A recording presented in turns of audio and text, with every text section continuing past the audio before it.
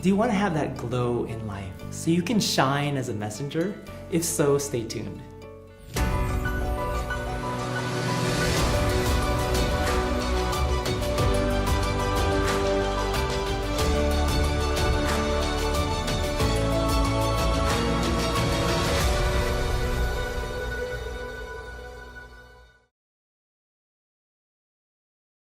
Welcome to Transformational Messenger TV.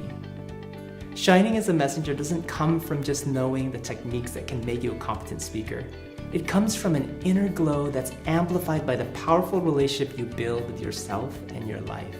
Today we have an amazing guest who will help you uncover your authentic glow. Katie Macks, owner and founder of Get Your Glow On, has coached clients for more than 25 years. She began her career as a leadership trainer and then was called to get certified as a relationship coach, focusing on the most important relationship one will ever have, the relationship you have with yourself. Katie is also an inspirational speaker and author. Her unique approach inspires new perspectives and hope for successful women and men who have lost touch with what really matters in the midst of juggling the roles and demands of contemporary life. Well, Katie, so excited to have you on the show. It's just an honor to have you here. Oh, thank you. I am so happy to be here. I'm so honored that you asked me, so thank you. Thank you. Thank you. I think it's a perfect time that you're here because during the recent month, I had went through a really tough time in my life. You know, I was very overwhelmed with work, trying to keep up with the production of the show. You know, someone in my family got cancer. There were illnesses in my family as well. And then all of a sudden, I felt like I was at this edge. Mm-hmm. And I actually did hit that edge of overwhelm. Mm-hmm. And at that point, I noticed something, that I lost my glow. Mm-hmm. And it's been a month now, and you know, thank you for being patient with the show. I know I had to postpone a couple episodes because of illness. I actually was sick for 12 days at one point, and then I got sick a week later.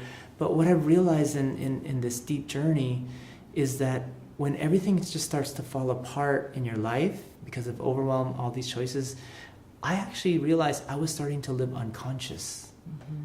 I set out for a conscious intent of like, oh, I want to do this. I want to make a difference in the world. I want to really fulfill my heart's desire. And then I start to build projects, and all of a sudden I get stuck in trying to implement and do all these things. And something happens in my family. Someone gets sick, gets cancer. And all of a sudden I realize I wasn't connecting to myself anymore. And I'm so glad you're here because that's something that you help people with. Mm-hmm. A lot of people have come to you who have experienced that kind of, you know, disruption in their life or burnout or emptiness. Mm-hmm. Mm-hmm. Yeah, first of all, I would just want to say I'm so sorry about what you've been dealing with. And I think that truly we get knocked off our way, off the path, when we're challenged with circumstances and events that occur on top of our daily life.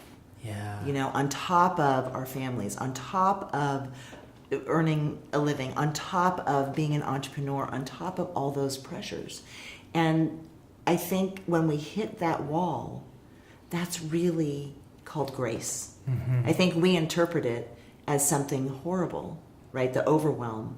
And maybe even just shifting the language from overwhelm to grace. Yeah, I love that because in the middle of all of that and the healing that had transpired, I got a deeper relationship with myself. Mm-hmm. I learned to love myself in a deeper way and understand who I was. Mm-hmm. And know that sometimes in life we need to adjust because our patterns of behavior aren't bringing the results that we want. And one of the things that I do now is have a ritual of really connecting with myself, of finding my home. Mm-hmm. And starting my day at home with myself. So I feel like I'm getting my glow back. Yeah, good. That's so beautiful. Yeah, but I want you to help us understand why we go through these things. Like times we're feeling radiant and we're feeling good, and then times we're just lost. Mm-hmm. There's two folds with that question. Number one, again, we live in such a fast-paced culture that you know, things just fall off the path, fall off in our life. Yeah. So, for example, we just take care of everything, but we don't take care of ourselves. We say yes when we mean to say no. We do things out of duty obligation, so there's resentment. It's really gotten to be epidemic where we just do things. We live in a doing world rather than a being world. Yeah. So I help people come back to being. I love that. Okay, it's really, really powerful. And one of the things I also want to share is that when we're born, we are all born whole and complete and beautiful and unique. I mean, just these really amazing beings. You know, when you look at babies, you can just see they're just in the moment. It's so beautiful.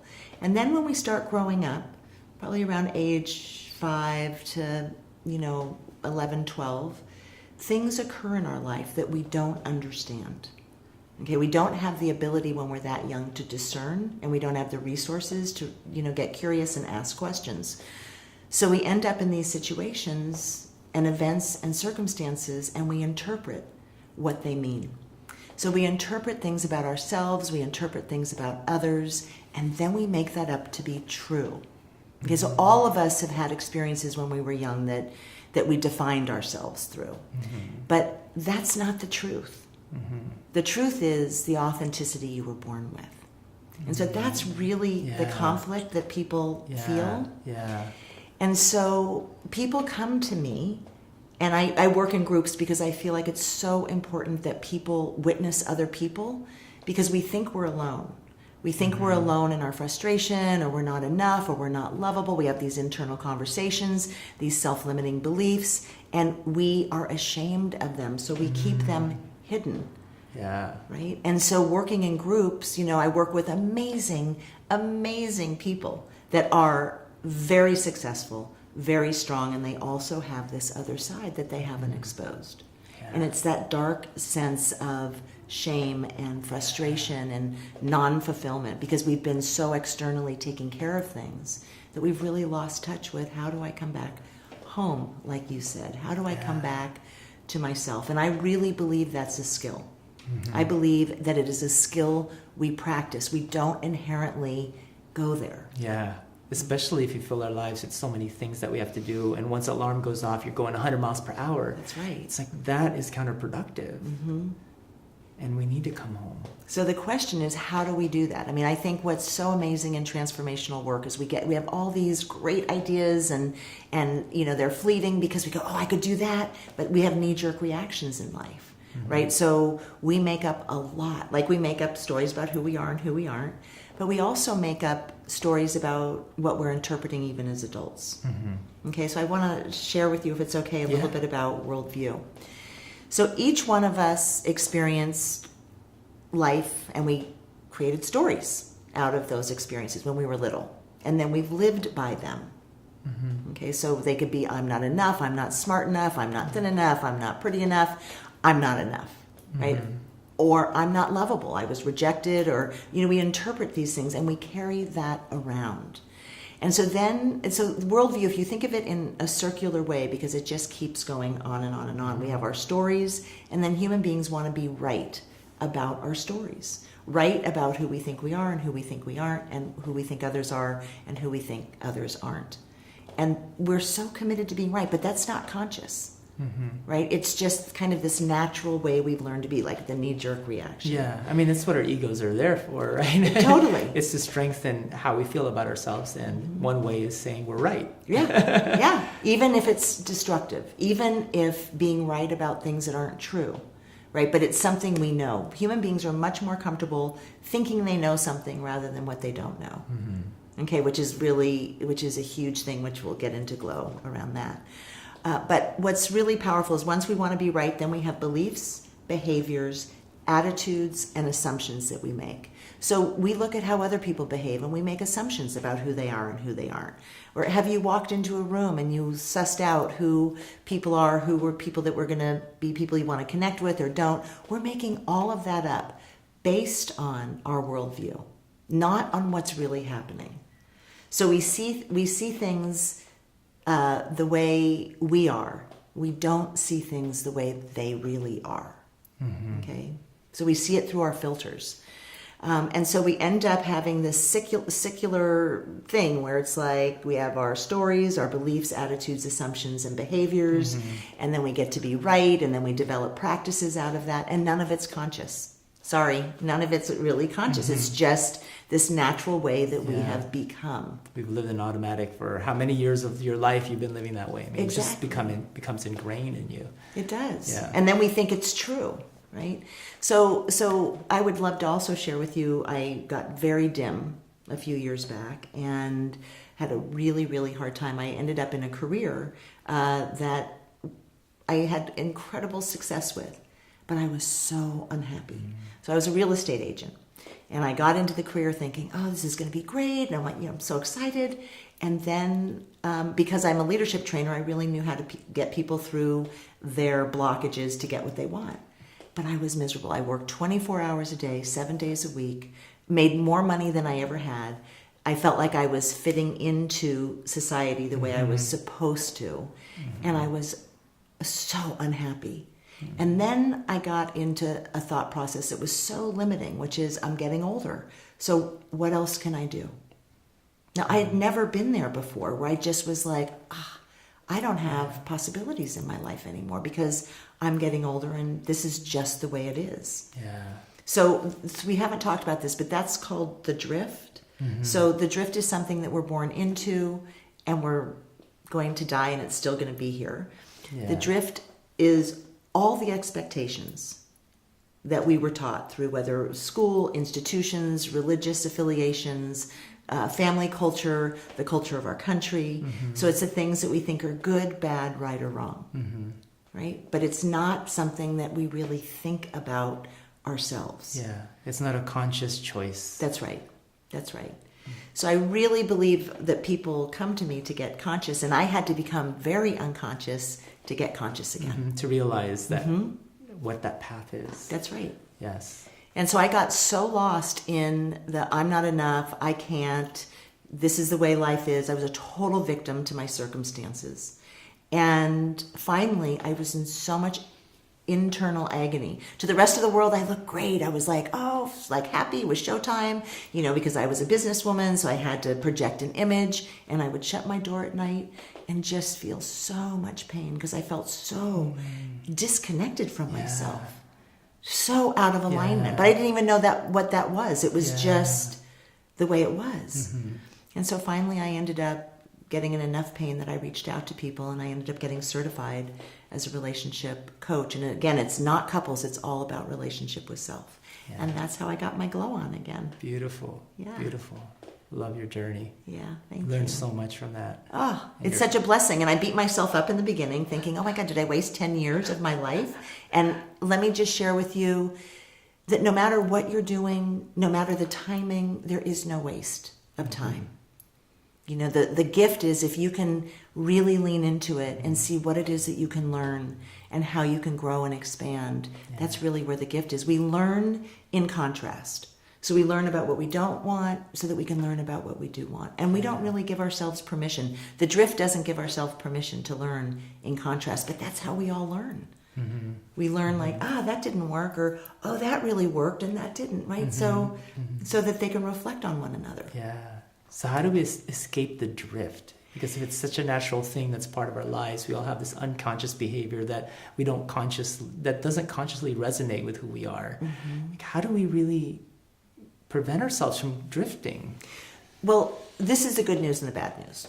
The drift is always going to be here, right? So we kind of can float in and out of it, right? Like because we just have knee-jerk reactions or because we think we know when we don't know, like that's getting pulled into the drift. Yeah. But being in glow is really the way to step out of the drift. So glow is an acronym for growing, loving, opening, and willing.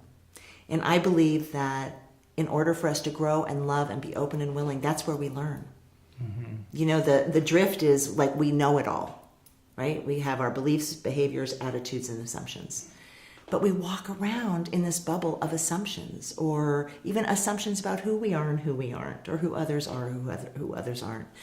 So it is a practice, okay? And I take people on a journey that is over a minimum of 12 weeks in the work that I do, because again, we need to practice what it is that we really want. Yeah. You know, if you look at any amazing sports figure like Steph Curry on the Warriors, you know, he is on the court first thing in the morning. He's the last to leave, and he is profoundly brilliant and gifted at what he does.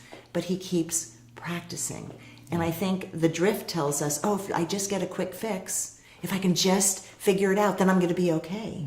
But what this is a practice to glow. We've spent many years, you know, protecting ourselves from the time we were little, so we wouldn't be hurt, so that we wouldn't be rejected, so that we wouldn't have to go through pain.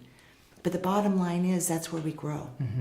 Right? So glow isn't all just woohoo. Glow is a real commitment to growing, loving, opening, and being willing. And that is a very deep commitment, because it's not always comfortable. Actually, most of the time, it's not comfortable, because the drift tells us we should know what we don't know, and glow just tells us to be in discovery and to learn and to be open and willing to find out whatever it is that's available to us. Yeah. Stepping out of those unconscious patterns to accept what's coming in life, all the different possibilities. Absolutely. And new ways to express ourselves. I love it how you say it's practice and a commitment, because I think what a practice is a commitment that we make over and over and over again. That's right. Yeah, consistently. To ourselves. And see, we're so external that we're like, oh, I can commit to that, and I can commit to this, and I'm going to do this and that. And there isn't that time for ourselves. Yeah. And we wonder why we're depleted. We wonder why we get overwhelmed. We wonder why things aren't turning out the way we want them to turn out. It's because we're focused on all these other things rather than, what do I want? What is in my heart? So within Glow, I look at commitment, trust, and communication, because we really get to build skill around our relationships. We think we should know how to be in relationships, and we're taught how to get along when we're little, when we're in school. We're taught how to share and to be quiet and, you know, speak when we're supposed to. We're taught how to get along, but we are not taught how to be in relationship with ourselves, to really be in discovery about who we be and who the life that we want to live. Yeah, you're right. I can't remember a time in school when I was taught how to have that relationship. We're not. Yeah. Unless you're taking a psychology class, maybe. But and even then, like I graduated a degree in psychology, and I decided I didn't want to go down that road because I really wanted to coach into what's possible and not focus on the root of the problem. Yeah. And that doesn't mean to deny the root of the problem, but there's so much more possibility in our lives. There is. So share with us what your clients experience once they have that glow. There is a huge release in all the stories that my clients have made up about who they think they are and who they think they aren't. And it really comes from the willingness to be open and to look at who we are and not be right about our beliefs. Okay? I mean, it really, the distinction is, if I can let go being right about who I think I am and who I think I'm not, and I can get curious and I can get vulnerable, right? Because when we're glowing, there is a chance we're going to get hurt. But I guess the question I want to ask the audience is, do we want to live protected and closed up and not fulfilled, or do we want to live a life that is open and vulnerable to anything, right? And so we could get hurt. We could love like we've never loved, right? But we could also lose, right? And I just feel like people hold on so tight to not being hurt. So tight to protecting ourselves, when really the other side of us is going, I want to be free. I want to be released. So it's learning skills about how to get very clear about what are your values? What's your legacy? What are you really committed to? Do you live honoring your word? Right? We honor our word to everyone else, but do we honor our word to ourselves? So we get to be right that we let ourselves down all the time. Right? And so it's really learning these skills about stepping into commitment to self, really learning what trust is. You know, trust is like love. How do you describe it? Right? Everyone has a different explanation. But learning to trust again, and then learning how to communicate. about what we want. Really intimate communication, which is intimacy is really about into me you see. Yeah. Right? So it's learning how to practice all of those skills. And so I work in groups and I work with people so that every week they can go into their life and practice what it is that we're learning every week. And so it gets into your muscle and your bones. Beautiful, beautiful. Yeah. So where can the audience start today if they want to start to uncover their glow? Well, I have a great suggestion. So something that really works for me is I started a morning practice, because even when I'm glowing, if I don't give myself the time and the self-honoring, I end up really getting depleted. So every morning I get up, I call it Miracle Morning. It's actually a book by Hal Elrod. He is really, it's a great book, and he just has many, many wonderful suggestions. And I get up in the morning early. I had a story that I wasn't a morning person, but I get up early and I meditate and I read and I write and I move my body and I do visualizations and I do affirmations. That's quite a bit. It is. How do you pack that into a morning? Well, so this is so great, and I think this will be so great for all of you to hear. So I don't know if all of you get into an all or nothing, but I think human beings can kind of go, okay, I'm all in, or oh, I blew it, so now I'm off. Hal Elrod spoke about the 6-minute miracle morning.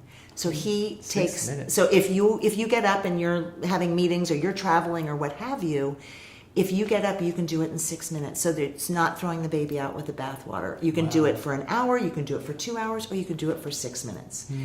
And the whole purpose of it is to be connected to self, right? So when I meditate, I'm in prayer about love in the world and really wanting the best for people. And then when I do my affirmations, I could just read 2 or 3 and really be with what that means for me. And then to write just how I'm feeling or my intention for the day. I also set intention every day. So then it's conscious. Like my intention today is to glow fully so I can connect and have fun with Ron, right? I mean, that's really, to be consciously going into something. But you can do that rapidly. So I just encourage you to invest in yourself, because I think at the end of the day, we just are burnt out, with all the demands. But if we start giving ourselves that time to focus on whatever comes up, you don't have to think, you don't have to write a lot, but, just let it flow. Yes. That's a powerful suggestion, because it's building that muscle. Well, one, you're deepening that connection with yourself. Like, what am I really experiencing with the journaling? And then setting the intention is being conscious instead of being in the drift. That's right. So, powerful suggestion. Yeah. Powerful. Thank you. Awesome. Yes, I love it. So anything else? Like, after you establish a practice in the morning, what's the next step? Well, the next step, I have many next steps, but I think really, well, if I do say so myself, working in groups, getting involved in community, this is the other thing that I think is really missing, is that we isolate ourselves, right? And so getting involved in community with people that are committed to growing, to glowing, right? So that we are supported by people so that we can be as big as we want to be. So for example, I'm going to give 3 tips if that's okay. Yeah. The first tip is to focus on what you want, not what you don't want, but just focus on what you want. So every day, if there's something you want, whether it's connection or whether it's taking time for yourself to write your book, or what do you want? Focus on what you want, not what you don't want. The second tip is be with your nature, inner and outer. So every day, if you can get outside and just detach from the world. I go into the Oakland Hills every day, but it's also inner nature, which is meditation, peace, quiet, reflection. And then lastly, and this is probably one of the most important things, is to be with glowful people that uplift you. Because I don't know about you, but when I was trying to get out of real estate, I had people going, are you kidding me? What are you going to do? You're getting too old. How can you make that work? Are you going to lose your house?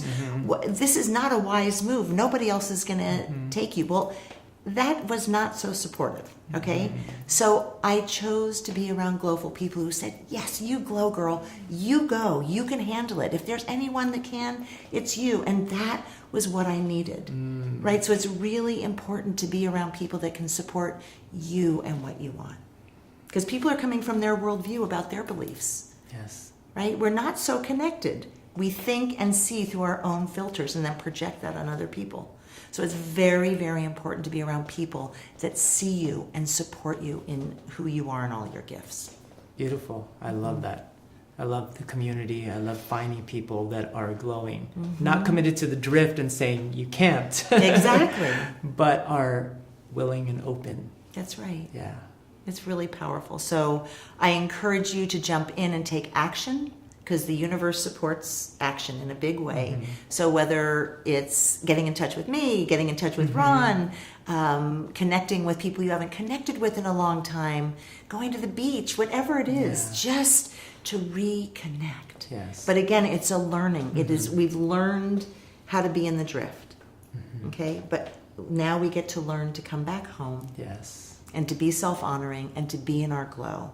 And I want to say it's so okay to be in your glow. You know, the whole notion of selfish. I just encourage you to be selfish. Give yourself that time. If you don't, no one else will. Yeah. Beautifully said. Yeah. Beautifully said. Thank you. And you have a special gift for the audience as well. I do. I do. So I have a chapter in a book that I wrote, and surprise, surprise, it's called Get Your Glow On. And it's a story, it's my story about being in real estate and also the process of getting out and really what it takes to live your dream, what it takes to step into what's next in your life, what it takes to really reconnect with yourself in a way that you've been dreaming of.